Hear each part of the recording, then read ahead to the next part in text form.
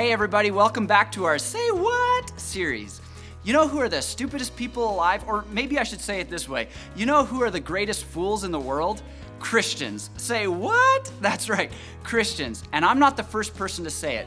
You know what? Maybe the most famous person to have said it also happens to be one of the most famous Christians who's ever lived, the Apostle Paul.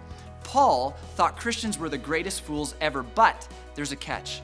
He thought Christians were the greatest fools ever if Jesus is still dead, if Jesus has not been raised from the grave. See, the entire Christian faith hinges on the resurrection.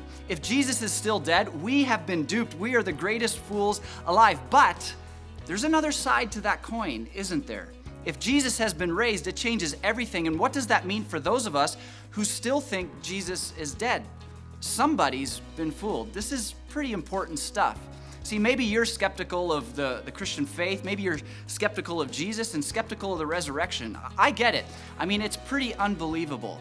But I doubt your skepticism has taken you as far as another skeptic, Saul of Tarsus. Saul was so skeptical of Jesus and the resurrection that he made it his life goal to stamp out Christianity. Literally, he was there personally giving the thumbs up approval for the killing and stoning of the very first Christian martyr, Stephen. And then he got permission from the religious leaders to go around Jerusalem and the surrounding area and round up Christians and have them thrown into prison. Saul was very skeptical, and he thought Christians were the greatest fools alive. And then he joined them. That's right. And you know what convinced him? The resurrection. See, Saul was a contemporary of Jesus, and he was probably in Jerusalem when Jesus was crucified. At the very least, he heard the story from a close, trusted friend.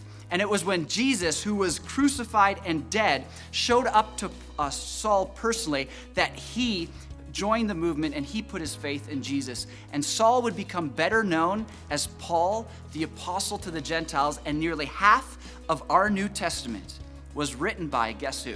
That's right, Paul.